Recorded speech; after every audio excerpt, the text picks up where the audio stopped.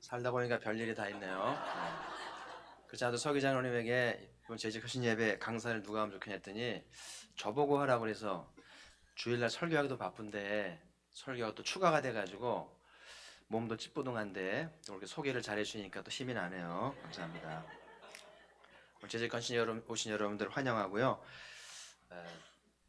우리가 재직회를 모이든 뭐 공동회라든 헌신예배라든 빈 자리가 있으면 다 어디 갔나 그러는데 그게 중요한 게 아니고 온 사람이 중요한 거죠. 그래서 오늘 말씀을 들으면서 뭐 우리만 잘하면 큰 문제가 없기 때문에 말씀을 잘 받으시고요. 또 복된 한 해가 되기를 바라면서 제 신앙의 고향은 이제 할머니거든요. 저희 친할머니신데 제가 큰 집 이제 큰 아들네 집인데 집이 좀 어려워서 숙부가 이제 할머니를 모시게 돼서 청소년 때부터 방학이면 할머니 집에 가서 이제 할머니랑 같이 이렇게 방이 따로 없으니까 할머니랑 같이 잤죠. 같이 옆자리에 자고 같이 깨면서 할머니를 가까이 지켜보면서 그 할머니의 경건, 할머니의 신앙을 보면서 꿈이 자랐던 것 같고요. 근데 한 번은 하더니 할머니가 교회 갔다 오시더니 저희 모교가 수색교회거든요. 온평로의 수색교회인데 참 초대교회 때부터 참 열심히 목사님을 도와서 저희 가정이 목사님 가정이 참 친했기 때문에 참 허물 없이 이렇게 지내왔던 가정인데 하루는 속이 단단히 상하셔 오셔가지고 막 한숨을 쉬시길래 이제 어린 나이에 할머니 뭐가 속상하셔 그랬더니 권사가 안 됐다는 거예요. 그래서 화가 나가지고 누가 할머니 권사 돼야 되는데 뺏었냐 그랬더니 가르쳐 주시더라고요. 그래서 각 교회 찾아가 봤더니 저 지금도 기억이 나요. 얼굴 모양도 까만 금태 안경을 끼고 까만 한복을 입고요. 참 못생겼거든요. 그래서 저 할머니가 인물도 좋고 신식 여성이고 참 모든 게 유능한데 할머니가 안 되고 그 양반이 권사가 된 것이 이 할머니가 너무 속상하고 서운해가지고 이제 맨날 고생을 생각하면서 어린 나이 속에 마음속에 권사가 뭐길래 이렇게 심란해 아주 힘들어 하시나 그랬던 기억이 나는데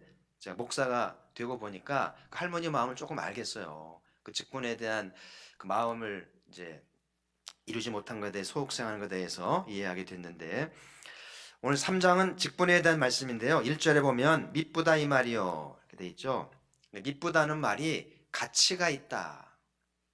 교회 직분은 가치가 있다. 우리가 살면서 가치 있는 게 많죠. 가구도 가치가 있고 먹는 거, 여행하는 거, 책 사보는 거, 뭐 가치 있는 게 많습니다만은 가장 가치 있는 건 뭘까?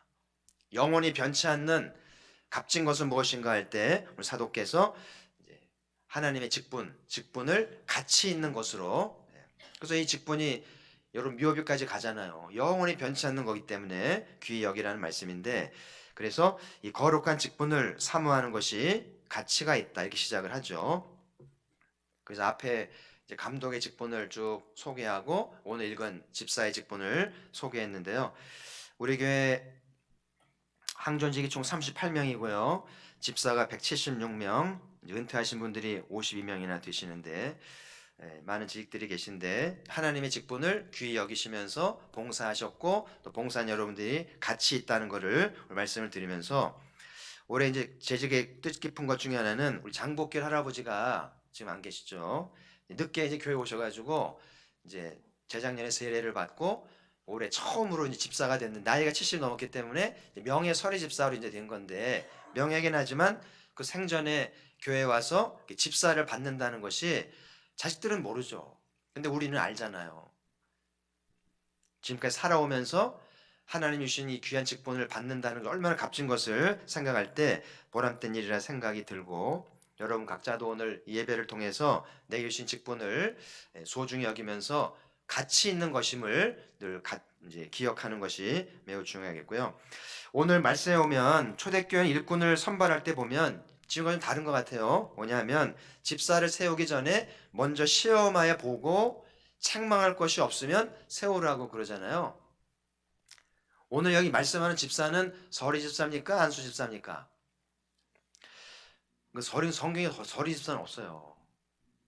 초대교회 사도행 6장에 7집사를 세우잖아요. 장립해서 세우는데 7명의 집사가 초대교회에 강력한 영향력을 주잖아요. 스테반 보세요. 어마어마합니다. 성경을 꿰고 탁월하게 설교하고 순교하잖아요. 빌립도 보세요. 성령의 감동을 받아가지고요.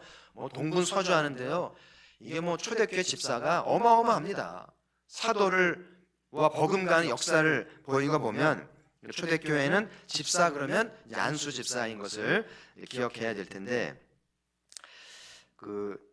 제가 종종 갔던 이제 서울 충신교회 박정수 목사님 심우하실 때 이 교회는 신학교에 소문이 나기를 여기 이 목회자를 뽑을 때, 전도사든 부교역자든 뽑을 때 왜 영표회 뽑습니다. 심지어는 성적표까지 봐야 돼요.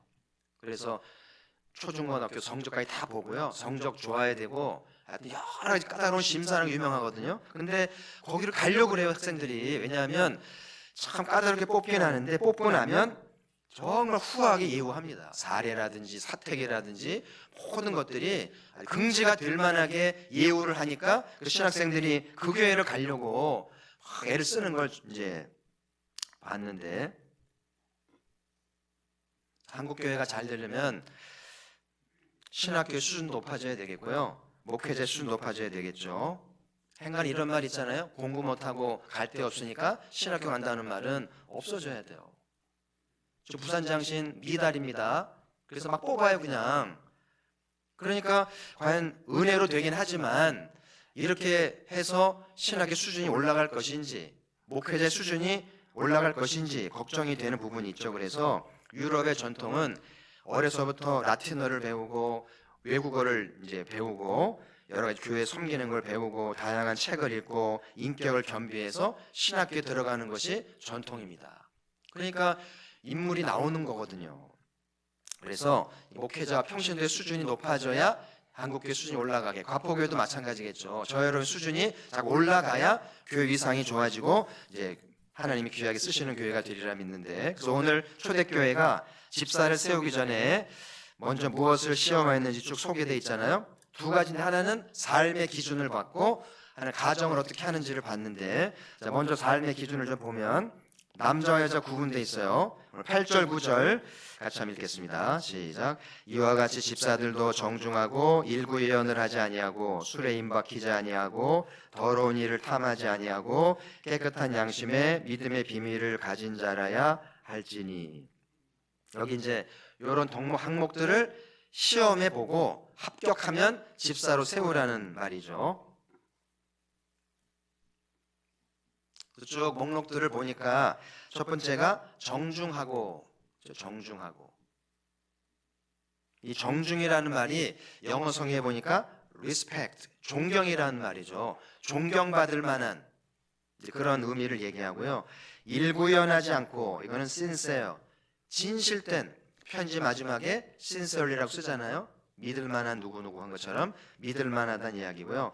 술에 임박히지 아니하고, 술이 왼수라고 그러죠.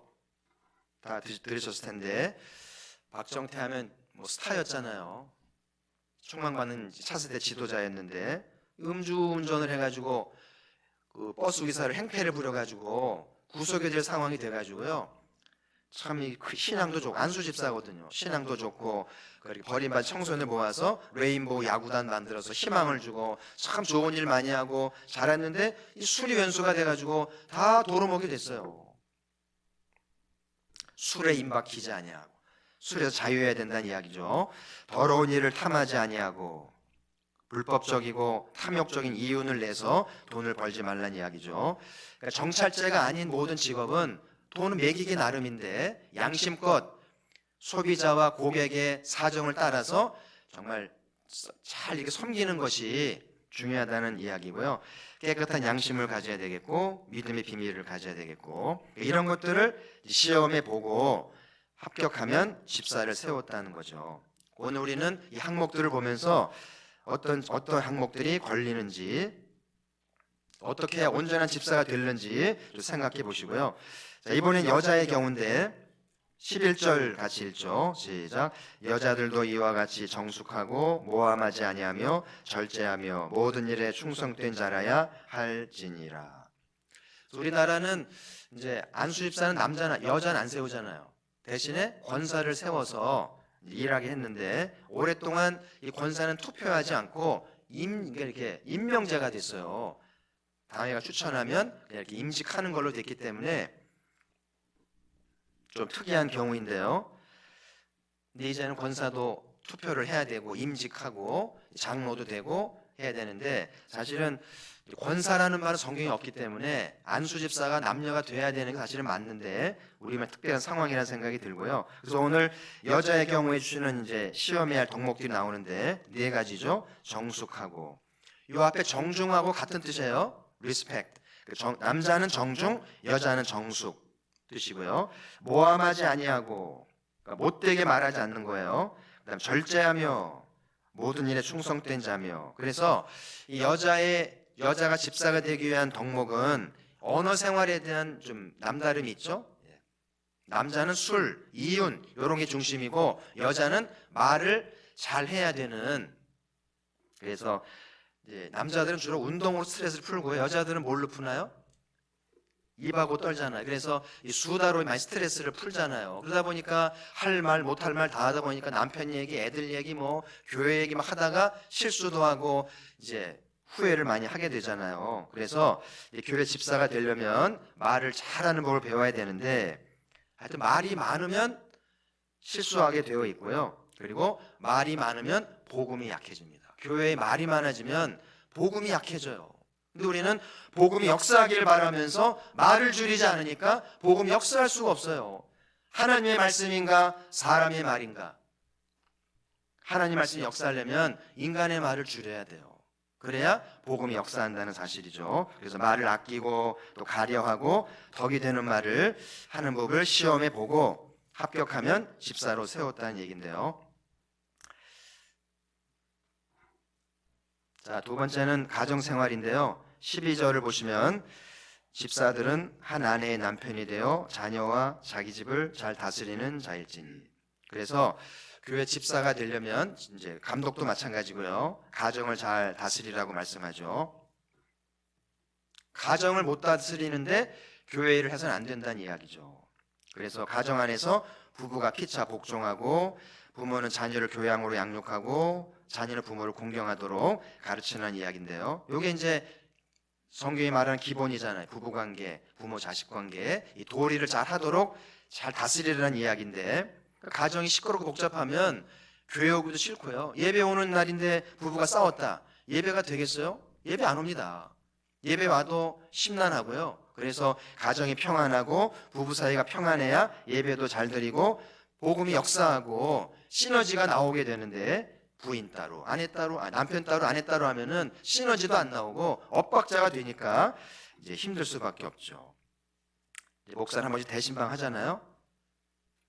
대신방을 하면 이제 청소도 하시고 여러 애를 쓰시잖아요. 기도 제목도 쓰고 이렇게 하는데, 저는 이제 목사이기 때문에 이제 아버지의 마음으로 가잖아요. 가서 이제 쭉 기도하고 이렇게 이제 가정을 둘러보면 느낌이 있어요. 가정이 밝다, 어둡다, 평안하다, 어수선하다, 믿음이 자란다, 믿음이 죽어있다, 느낌이 오거든요. 그럼 이제 가족사를 쭉 살피면서 원인이 뭔지 살피고 이제 메모도 하고 이제 뭘 기도해야 할지, 무슨 본문을 정해야 할지. 저는 말씀 가져가지 않거든요. 가서 정하거든요. 그래서 이것저것 다 가져가가지고 잘 살펴가지고 잘 맞는 말씀을 찾아서 드리는데, 그래서 목사가 가서 기도해주고 축복하면서 가정의 문제를 풀어주기도 하고 바르게 세워주다 보면 가정의 기쁨도 생기고 변화가 일어나게 되면 천국이 되지 않겠어요? 그래서 이 가정과 교회가 뗄 수 없는 관계예요. 왜냐하면 하나님이 세우신 기관이기도 하고, 그죠? 그리고 교회와 가정이 신비롭게 연결되어 있다는 것이 에베소 6장에 배운 말씀이잖아요. 주님과 나와의 관계는 남편과 아내의 관계와 직결되어 있는 거예요. 부부관계를 보면 주님 관계를 알 수 있어요. 주님 관계를 알면 그 부부관계를 유추할 수 있다는 얘기이기 때문에 굉장히 중요한 거예요. 교회 생활 따로 가정 생활 따로가 아니라는 이야기죠. 그래서 교회 집사가 되기 위해서는 가정을 잘 다스려야 된다. 그러면서 한 아내의 남편이 돼야 된다. 교회 직분자인데 또 다른 가정을 찾다. 그거는 이제 자격이 안 되는 거잖아요. 그렇죠. 그래서 한 가정의 남편이 되고 부모가 돼서 잘 다스려서 존경을 받아야 될 것을 분명히 말씀하고 계신데요. 그래서 오늘 이 2가지를 보면 하나는 삶을 시험하고 하나는 가정을 시험하면서 삶에 문제가 있든지 뭐 술에 임박힌다든지 이윤을 탐했다든지 말이 많다든지 그러면 자격이 안 되는 거예요. 그래서 삶의 문제가 있든지 또 가정의 문제가 있든지 그러면 직분에서 보류가 된다는 거죠. 그래서 오늘 이 쭉 조건들을 보니까 교회 생활 얼마큼 열심히 했냐 보다는 본문에 교회 생활 얘기는 없잖아요. 오늘 얘기는 얼마나 사회생활을 잘하고 가정생활 잘했는가를 보잖아요. 그렇죠? 그래서 교회 생활만 잘하고 가정도 엉터리, 직장도 엉터리면 그 교회 생활이 열심은 종교 생활일 가능성이 많아요. 절 열심히 다니나 교회 열심히 다니나 차이가 없다는 거예요. 진짜 신앙생활 되려면 교회에서만이 아니라 가정에서도 직장에서도 일관성 있는 한결같은 모습을 보여야 된다는 이야기죠. 그래서 여러분이 교회에서와 가정에서 일관성 있게 하는 걸 누가 제일 잘 알겠어요? 애들이 제일 잘 알죠. 여러분 교회 생활, 직장 생활 제일 아는 사람, 제일 잘 일관성 있는 사람 누가 잘 알겠어요? 직장 사람이죠. 그래서 참 인정받기 어렵습니다. 그래서 오늘 초대교회는 이렇게 가정생활과 교회생활, 가정생활과 사회생활 뗄 수 없이 일관성 있게 잘 섬기는 사람을 세우라는 것이, 그래서 초대교회의 이 직분자에 탁월하게 영향을 주는 것이 이 검증에 대해서 일관성 있게 인정을 받는, 존경받는 분들이 세워졌기 때문에 큰 교회가 부흥이 크게 되었음을 이제 보게 될 텐데요. 우리 한국교회는 이제 세례를 받고 2년이 지나면 세례를, 서리집사를 주는데요. 이 서리집사는 제도 우리밖에 없는 거예요. 하도 못 믿어오니까 학습제도라는 게 생겼었고요. 또 서리집사도 생겨가지고 두고 보자는 거죠. 그래서 설이라는 말은 임시라는 뜻이에요. 만약 국무총리가 중간에 그만두면 누가 임시로 국무총리 설이라고 그러잖아요. 남은 기간 동안 대신 해준다고 그래서 설이라고 그러죠. 그러니까 이제 그 임기 끝나면 설이는 없어지는 거예요. 그만두는 거잖아요. 그래서 서리집사라고 하는 거는 1년 동안 두고 보면서 지켜보겠다는 의도인데, 근데 문제는 우리 교회도 그렇고 한국교회 안에 평생 서리집사가 있어요. 그러니까 40살에 서리집사 됐으면 30년 서리집사하고 은퇴하는 거예요. 그래서 이제 목회자의 고민은 서리집사를 몇 년 하면 띄워줘야 되는지, 본인이 못 뛰니까 교회가 띄워줘야 될 거 아니에요? 그래서 뭔가 채찍질을 하고 의무를 줘서 가정생활도 잘하고 직장생활 잘하면 서리집사 몇 년 만에 서리자 띄워주고 당당하게 정식 집사가 되도록 해야 되는 게 이제 우리 고민인데, 제가 말씀 준비해서 생각난 것이 한 가지가 있는데, 생전에는 서리집사인데 돌아가신 다음에 관에는 서리자가 뺀 거예요. 제가 그렇게 했더니 저도 그렇게 했더라고요. 그래서 원래는 관에도 서리집사라고 해야 되죠. 근데 서리자를 띄니까 이게 안수집사인지 서리집사인지 알 수도 없고 따질 수도 없고, 그죠? 근데 안수집사 입장에서는 다르잖아요. 안수집사가 되는 거하고 그냥 서리집사로 머무는 거하고는 다르잖아요. 그래서 좀 용어상으로도 구분이 되면 좋은데 그냥 보통 서리집사 그렇게 안 부르잖아요. 집사님 그러니까 이게 장립집사인지 서리집사인지 구분도 애매하고, 그러니까 안수집사님들이 좀 자존심이 상할 수 있는 그런 경향이 있기 때문에 좀 다른 용어가 없을까, 서리집사 말고 안수집사 구분되는 다른 말은 없을까 고민을 하게 되는데, 엄밀히 말하면 장례가 나면 서리집사였던데 이분이 몇 년간 서리집사를 했는데 교회생활을 잘해서 장례 지낼 때 당회에서 서리자를 떼주자 결정을 해서 그냥 집사로 해야 이게 이제 맞는 거죠, 사실은. 그렇죠. 정직하게 서리집사로 은퇴하고 이제 장례를 하게 되면 서리집사로 쓰는 게 맞겠죠. 또 한 가지 고민은 뭐냐면, 서리집사를 열심히 하셨는데 꼭 투표를 하면 표가 안 나오네요. 3분의 2가 쉽지 않습니다. 그래서 자꾸 안 되는 거예요. 참 누구보다 열심히 하고 참 될 만한데 이상하게 표가 안 나오니까, 그러다가 60이 넘으면 아예 기회가 지나가 버리니까 목회자 마음으로 좀 아쉬운 거예요. 그렇다고 표를 뽑아달라고 할 수도 없고, 그래서 어떤 경우는 이제 그런 분들은 이렇게 심사를 해가지고 명예 안수 집사, 명예 권사로 세워드려서 교회에 그동안 노고를 알아드리고 세워주는, 그렇게 하는 교회도 있는데, 우리 당연히 논의를 좀 했습니다만은 결론이 나진 않았는데, 좋은 생각 있으면 일러주시고요. 그래서 고생한 것에 대한 보람을 알게 해주고 예우해 주는 것이 맞다는 생각이 드는데, 이런저런 고민을 하게 되는데, 자, 오늘 13절에 보면 집사의 일을 잘한 사람이 약속에 나오는데, 오늘 특별히 가포교를 열심히 섬겼는데 임직하지 못한 분들이 이 약속을 받으면 좋겠다 생각이 들어서 오늘 이 말씀을 제가 드리려고 그래요.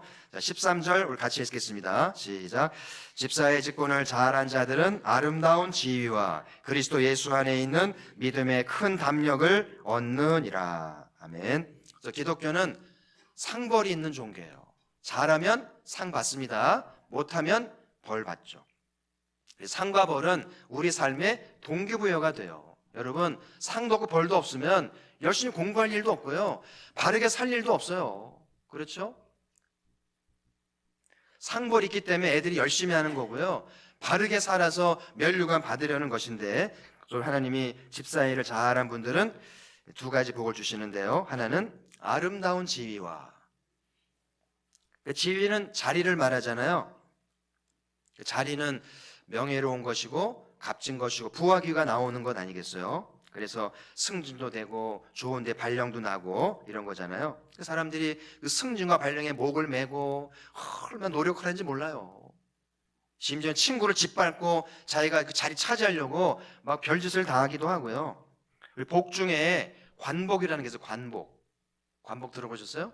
제가 아는 선배도 관복이 있어가지고 잘 올라가더라고요. 대통령까지 가겠어요. 그래서 이 관복은 잘 풀리는 거예요. 생각지도 않았는데 뜻밖의 기회가 와서 좋은 자리를 차지하고 잘 풀리는 게 관복인데, 관복이 있어야 된다, 이런 얘기를 하거든요. 근데 오늘 집사의 직분을 잘한 사람은 관복이 있다, 그 얘기잖아요.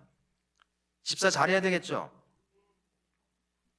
그래서 안수 집사가 되지 못하고 권사가 되지 못해도 집사로 감사하면서 충성을 다한 하나님이 인정하시면 아름다운 지위로 응답하신다, 이 약속이잖아요. 제가 요셉은 종종 얘기합니다마는 요셉이 30이라는 나이에 관복을 얻잖아요. 노예인데, 타국 사람인데, 애굽에 내놓으라는 애들이 많은데 다 제치고 외국인 아이가, 노예가 이 총리가 되는 게 말이 됩니까?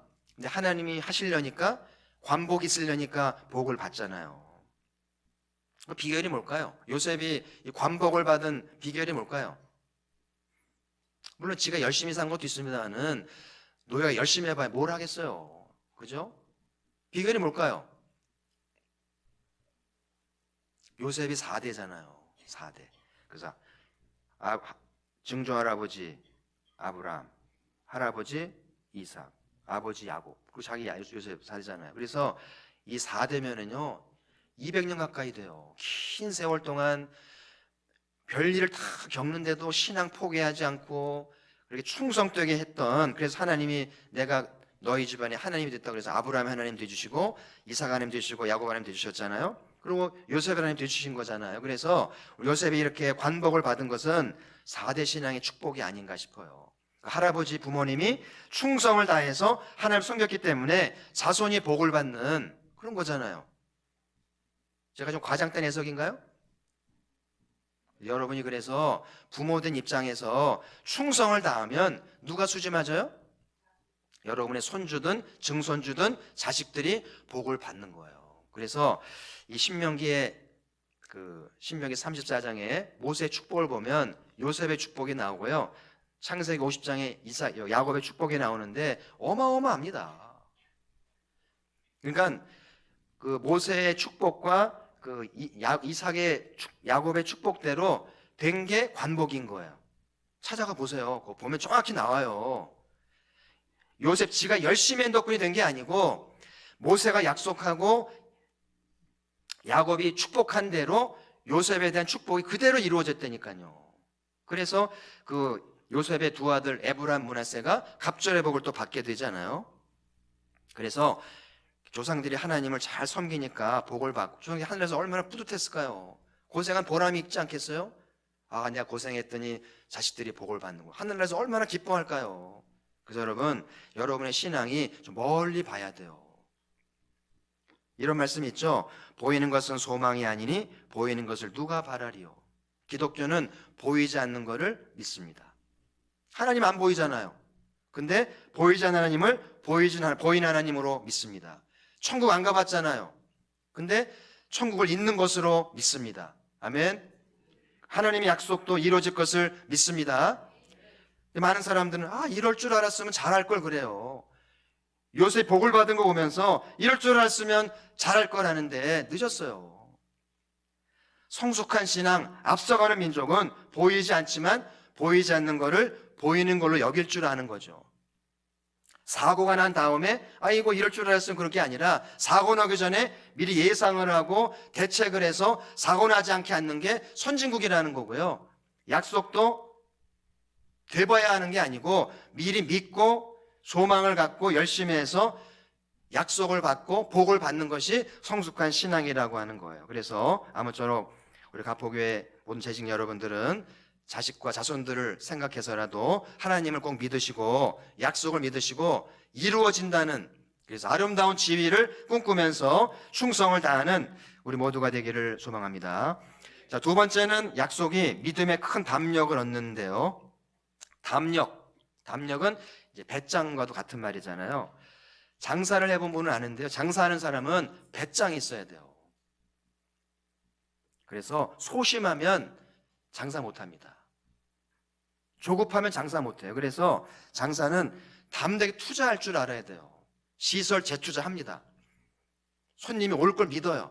재투자하면 손님이 갚아준다. 이걸 믿는 거예요. 근데 소심한 사람은 투자했는데 손님 안 오면 어떡하지?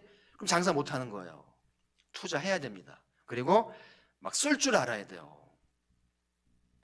김치값이, 배추값이 막 올라도 똑같이 김치 만들어야 돼요. 그래야 고객이 갚아주는데 고춧값 올라가고 배추값 올라갔다고 양 줄이고 고춧가루 줄이면은요 손님 안 와요. 그래서 장사도 배짱이 있어야 되는데 저는 신앙과 장사가 공통점이 신앙도 배짱이 있어야 되고 장사도 배짱이 있어야 된다. 하나님 섬길 때요 배짱이 있어야 돼요. 우리 가포기 재직들이 배짱을 가지고 주님을 섬기기를 바라요. 예수님이 그랬잖아요. 내 믿음대로 되라. 여러분, 내가 주님을 믿어서 낳는 거하고 난 다음 믿는 거는 다른 거잖아요. 아까 이재근 장로님 이제 기도하셨는데 이제 믿었으면 낳는 거죠. 그렇잖아요. 난 다음에 누가 못 믿어요? 낳기 전에 믿어야 진짜 믿음이죠. 그렇잖아요. 그래서 이 믿음은 좀 약간 담대해야 되고 동교태적인 게 있기 때문에 좀 그런 자세가 필요한데, 그래서 성령님이 주신 은사 가운데 믿음이라는 은사가 있잖아요. 어떤 이에게는 성령으로 믿음을. 그래서 여러분 주의를 할 때 좀 담력을 갖고 믿음으로 할 줄 아는 것이 굉장히 중요한 건데요. 그것을 믿음의 역사라고 그래요. 그래서 부모에게 믿음의 은사가 있으면 자녀들에게 역사가 일어나요. 그리고 재직들에게 믿음이 있으면 교회 안에 믿음의 역사가 일어나게 되겠죠. 그래서 부모님들이 가정에서 믿음을 가지고 자녀를 양육하면 자녀들에게 역사가 있고, 여러분들이 교회를 믿음으로 섬기면 가포교회 역사가 있을 줄 믿습니다. 그래서 오늘 믿음의 담력을 주신다고 그러는데 제가 볼 때 하루아침에 준 건 아닌 것 같아요. 집사를 이제 5년, 10년 이렇게 하면서 맡긴 직분 안에서 믿음을 써보는 거예요. 재정 문제든 일꾼 문제든 어떤 필요들이 있어야 하는 모든 모임마다, 그럴 때마다 믿음으로 기도해보고 믿음으로 선언해 봤는데 이렇게 하나님이 채워지고 응답이 되면 재밌거든요. 그리고 이제 용기가 생기는 거예요. 한번 들어주셨기 때문에 그게 이제 쌓이다 보니까 이제 이런 담력이 생기고 은사가 생겨가다가 하나님 주신 거라 생각이 드는데, 여호수아 갈렙 아시잖아요. 60만이잖아요. 남자만 60만인데 60만이 가나안 들어가는 비결이 두 사람 때문이잖아요. 그렇죠? 두 사람이 없어서 망하기도 하고 두 사람 때문에 큰 공동체가 가나안에 들어가기도 하잖아요. 그렇죠? 그래서 저도에 말씀드린 것처럼 많이 안 나왔다고 말하지 말고 지금 너무나 많은 숫자예요. 여러분 중에 두 사람만 여호수아 갈렙과 믿음의 사람이 나오면, 그 담력 가진 사람이 나오면 가포교회가 땅도 차지하고 건물도 짓고 주의 나라가 임할 줄 믿습니다. 그 두 사람이 없는 거예요. 여호수아 갈렙 같은 믿음의 담력에 약속을 받은 사람이 없는 것이 문제의 본질이지 숫자가 적은 게 아니라는 것이죠. 그래서 여호수아 갈렙이 80 넘어서도 아버지의 일에 출입할 수 있으니까, 강건하니까 나를 보내달라고, 산지로 보내달라고 하잖아요. 이 두 사람의 믿음이 가나안을 차지하게 한 것이죠. 이제 말씀의 결론입니다. 오늘 디모데 3장에서 초대교회 직분을 소개하면 첫 서두가 미쁘다 이 말이요. 이 말은 가치 있습니다, 직분이. 그래서 교회 감독도 집사도 가장 가치 있는 일이다. 그래서 여러분들이 그리스도인으로 살면서 직분을 귀히 여기고요, 아이들에게 직분이 귀한 것을 잘 일러주시기를 바라고, 직분의 수준이 교회 수준이에요. 그렇잖아요. 숫자가 중요한 게 아니고 공동체 한 직분자들의 영적 수준과 믿음의 수준에 따라서 교회 수준과 역사는 달라지게 되겠죠. 그래서 직분을 사모하시면서 사람이 알아주지 않을지라도 하나님 앞에서 성실하게 직분을 감당하시고요. 우리 교회 214명의 집사가 있어요. 200명이 넘는 집사가 충성되게 섬기면 약속을 받잖아요. 하나는 아름다운 지위를 얻는데, 본인이 어떤지 자손이 어떤지 지위의 복을 받습니다. 관복을 받아요. 그래서 관복을 받아야 영향력도 있고 부하기를 차지해서 힘있게 주를 섬기잖아요. 그래서 직분을 잘 감당해서 기필코 지위를 차지하는, 관복을 받는 우리가 되기를 바라고, 또 한 가지 믿음의 담력으로 두려움 없이 소심하지 않게 담대하게 해서 교회를 새롭게 하고 부흥케 하는 믿음의 일꾼 되기를 주의 이름으로 축복합니다. 우리 한 말씀을 들었으니까 통성으로 반주를 좀 해주시고요. 오늘 말씀을 들으신 대로 주신 직분이 귀한 것인 줄 알고 기쁨으로 감사함으로 섬기시고요. 장로든 권사든 집사든 서리